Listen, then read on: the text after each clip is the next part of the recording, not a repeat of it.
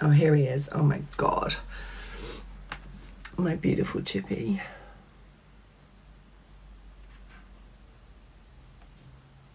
I love this guy so much.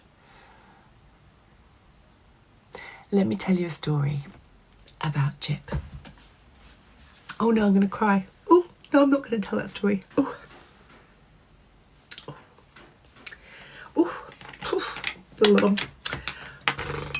Didn't see that coming. Oh. Oh. Okay, I will try and tell a story about Chip, but I just had a little bit of a crying thing happening there. One moment. Okay, I will tell you a story. Right. I don't know what year it was. I'm going to say it was like maybe 1989. And I was living in London and I'd just broken up from John. And I was staying with John's sister. And I'd had to go to the telecom shop for her. And I walked into the telecom shop and I ran there because I had to go to the dentist at 5 o'clock and it was all a bit rushy.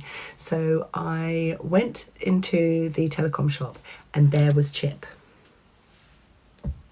Sitting there, oops, stop it. There was Chippy, sitting there, and he had some chewing gum in his hand. He became a fashion designer. Anyway, he had some chewing gum, and I was like, "Can I have one of your chewing gums?" And he was like, "Yep, sure." And he went, "Can I have one of yours?" And I was like, "Yeah, sure." And then he went up, you know, like when you go into a place and they give you a ticket, so and then you get called up to go and sort out your issue with whatever. So he goes up, and then I go up, and then I have to race off to go to the dentist, and he's still dealing with sorting out his stuff with the telecom people. So I went over to him, and so I don't know him, I don't know his name, I know nothing about this man at all. And I go up to him and I say, "Babe, how long are you going to be? Because you know I've got to go to the dentist." And he was like, "Oh God, yeah, look, how about I meet you in our normal spot?" And I went, "Oh, you mean the pillars at John Lewis's around the back at Cavendish Square?" And he was like, yeah, I'll meet you right there. And I said, "Well, my dentist, I should be finished at the dentist at about 5.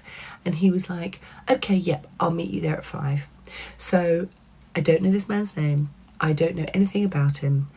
And we've just pretended to be a couple."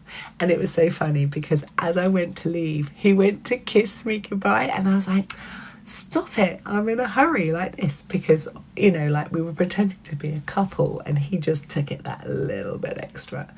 Anyway, so then I run out the door and I run to the dentist's, and I'm in the dentist chair and I'm like got my mouth open and I'm just waiting for the dentist to fucking do my teeth. I'm just like, and it's like, it's getting to 5 o'clock, it's getting to 5 o'clock. I'm just like, oh my God.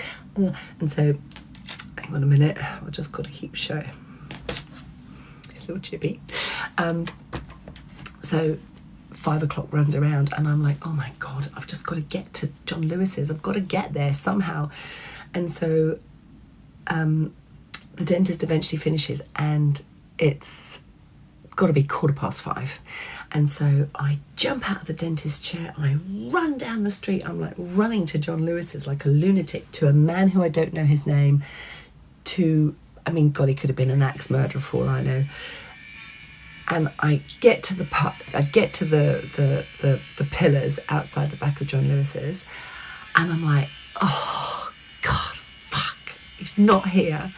And then he walks out from behind one of the pillars, and I'm just like, oh my God. And he just puts his arms around me and we have this hug. And then he grabs my hand and he goes, let's go for some hot chocolate.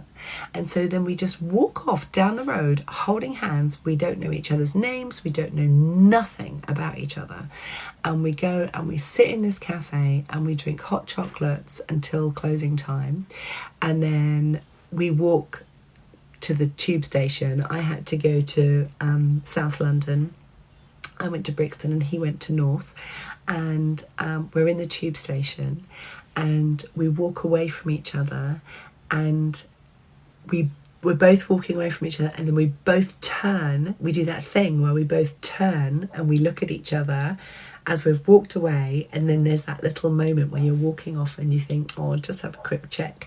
And we both did the quick check and it was just amazing. And then the next, I think within 2 days we moved in with each other, and I moved into his flat in London.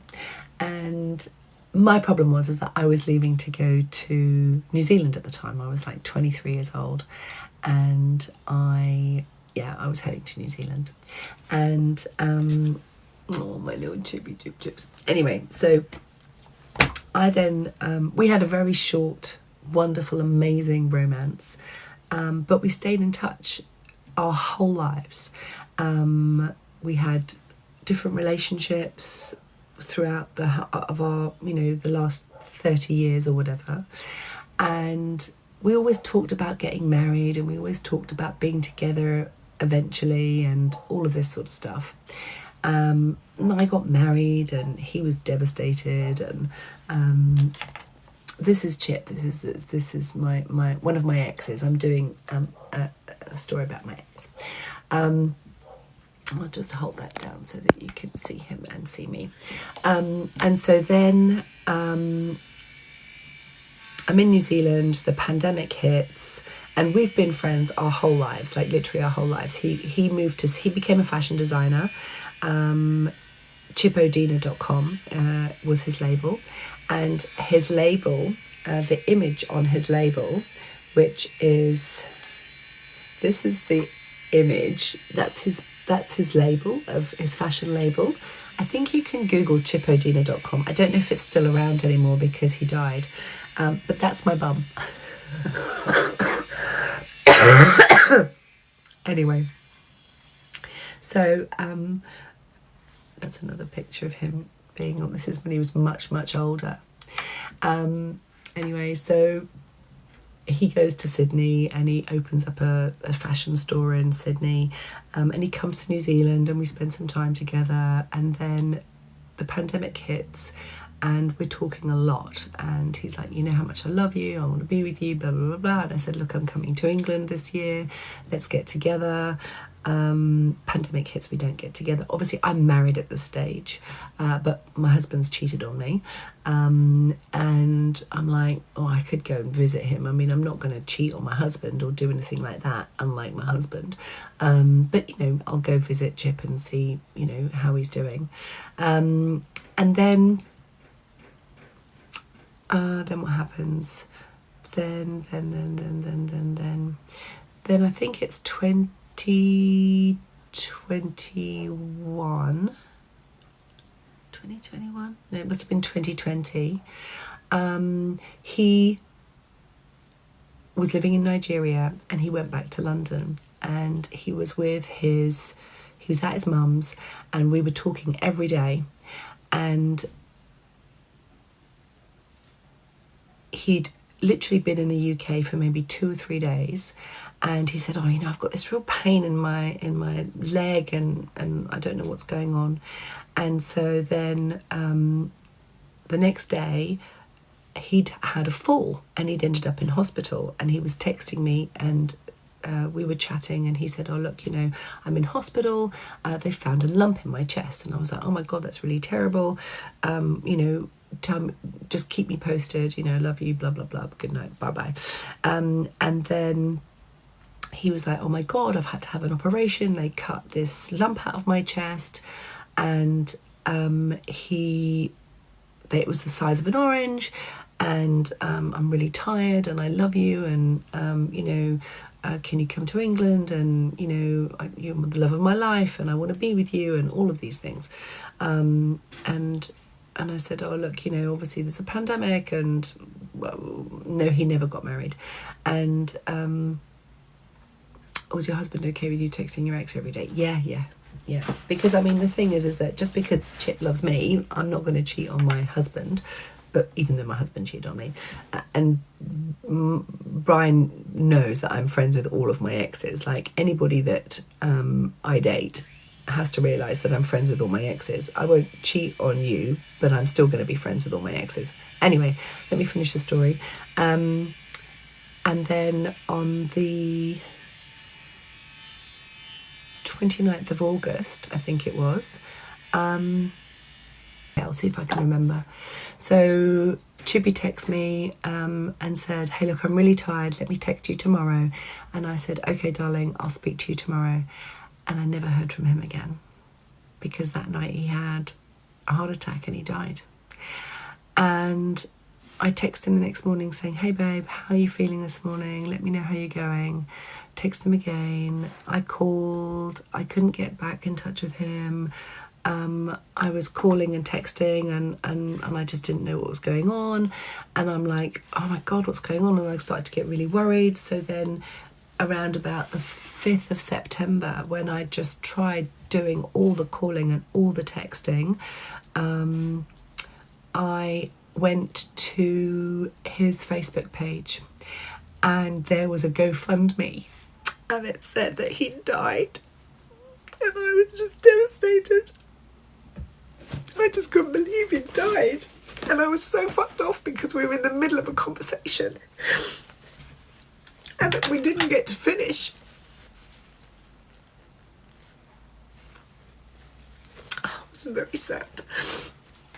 I was very sad.